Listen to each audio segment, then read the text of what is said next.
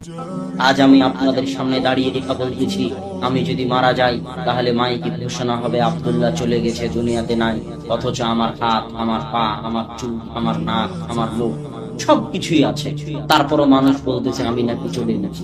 তার মানে আমি এতক্ষণ কথা বলছিলাম, তো আমার ভিতরে একটা রূপ ছিল, ওই রূপটা আমার ভিতর থেকে চলে যাবে। ওই রূপটা যেখানে যাবে সেখানে বিচার হবে, ওই রূপটা যেখানে গেছে সেখানে বিচার হবে। অতএব বিচার সত্য, অতএব কিয়ামত সত্য, পরকাল সত্য।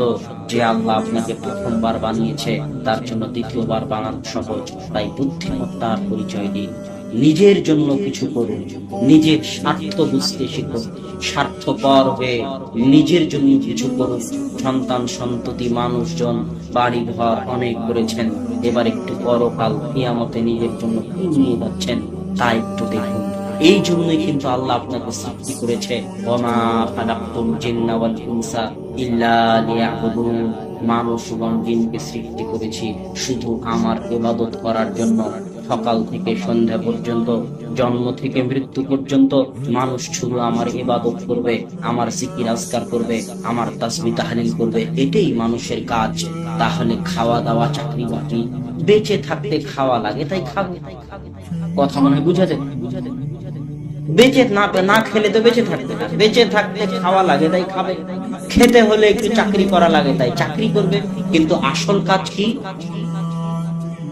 কথা বলেন না যে আসল কাজ কি? ইবাদত করা। আসল কাজ এই চাকরি বাকরি জমি জায়গা এগুলো আসল কাজ। এগুলো বাঁচতে হবে তাই করতেছেন, না হলে মরে যাবেন দুনিয়াতে।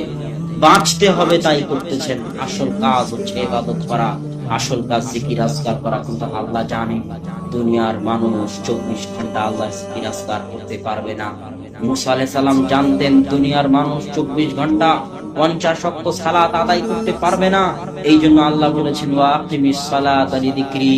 দুনিয়ার মানুষ আমি জানি তোমরা 24 ঘন্টা পারবে না, তবে অন্তত পক্ষে নিম্ন পক্ষে যে কোনো মূল্যে সারাদিনে 5 বার আমি আল্লাহ আমাকে স্মরণ করুন। আল্লাহু আকবার। স্মরণ করলে আল্লাহর কোনো উপকার আছে? তা স্মরণ করলে আপনারই উপকার আছে। আজকে আমাদের আলোচনার যেটা মূল বিষয় সেটা হচ্ছে আপনি যা করেন না কেন আপনারই উপকার। স্মরণও যদি করেন তো আপনারই উপকার। ইউনূস আলাইহিস সালাতু ওয়াস সালাম যখন মাছের পেটে ছিল তখন তিনি বলেছিলেন লা ইলাহা ইল্লা আনতা সুবহানাকা ইন্নী কুনতু মিনাজ জালিমিন। আর আল্লাহ বলছেন ইউনূস যদি মাছের পেটে আমাকে স্মরণ না করত, ইউনূস যদি মাছের পেটে আমাকে মনে না করত, লালাবিসা ফীহি ইলা ইয়াউমিল